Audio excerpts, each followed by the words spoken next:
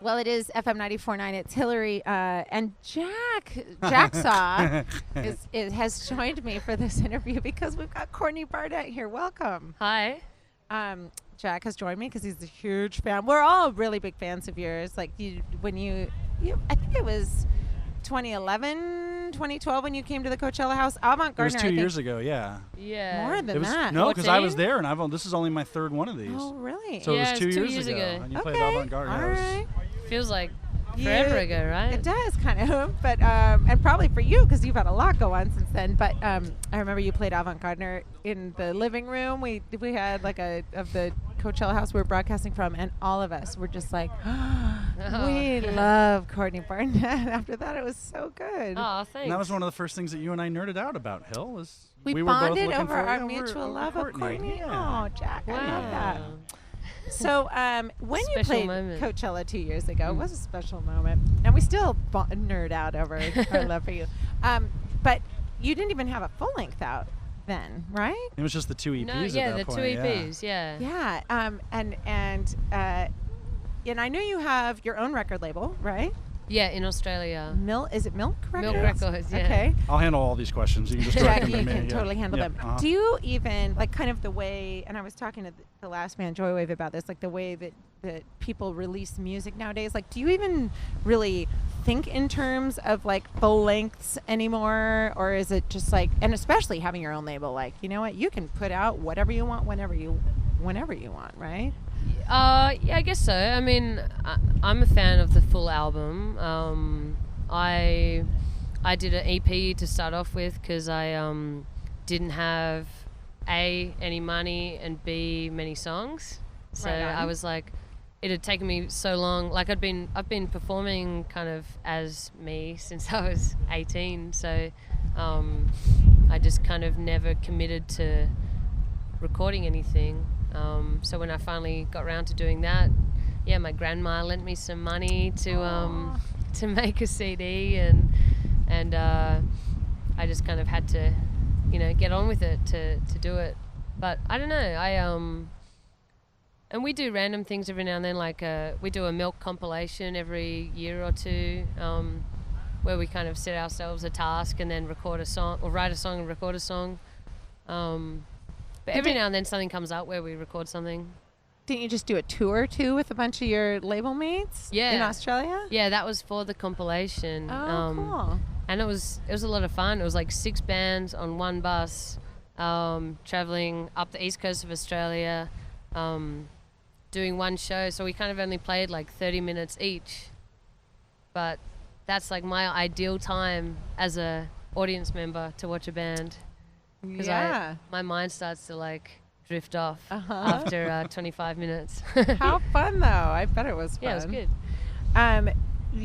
I read recently that because one of the things, Courtney, I think that really makes you stand out, and one of my favorite things about you is your lyrics. They're very unique in that the way you tell a story, even in just one line sometimes, is so astute, and like the way you see the world is really interesting, and I love listening to to you sing your lyrics. But I read that you constantly are like taking notes in a journal, but then you go home and you tape lines to the wall and you kind of sing them out to see what sticks. Is that right? Is that how your songwriting process goes, or am I way off? Oh no, that's kind of close, I guess. I'm not too sure how to, I guess I kind of do that. Sometimes like a song might come out in half an hour, but sometimes it takes years. It takes like 10 years. But at the moment at home I've got like a wall. I kind of write stuff, and then I'm kind of more visual, so I have all the lyrics or bits of lyrics on the wall, and then I have bits of guitar lines, and I kind of hit record on the voice memo thing, so I remember, if I come up with something good, I remember it, and I just kind of talk the line. Or like when I started writing the first EP, I would just like pick up a book that wasn't mine, like a book I had on the shelf, and read that over whatever guitar parts I had. And just to kind of, I don't know, it helps you, it helps your mind kind of tick over ideas and come up with melodies, and I don't really have a process. Right on. Yeah. Fair enough. That I want to talk to you about the guitar you just played up here on stage, because it looked little. Yeah, it's like a mini. It's like a it's like a 3/4 size or something. Is that just to play here, or like when you're ripping around playing little acoustic sets, or is that what you play on stage, or what? No, I've never actually played it on stage. I bought it. I bought it in LA, actually, between tours.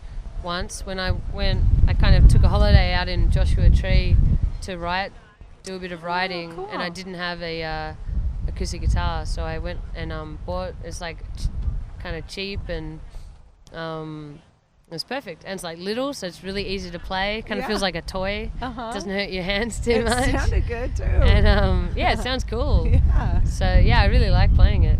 I got one. I really wanted to ask you about how was recording at Third Man Records. Oh yeah, that was great. With how did that even come about? Was that?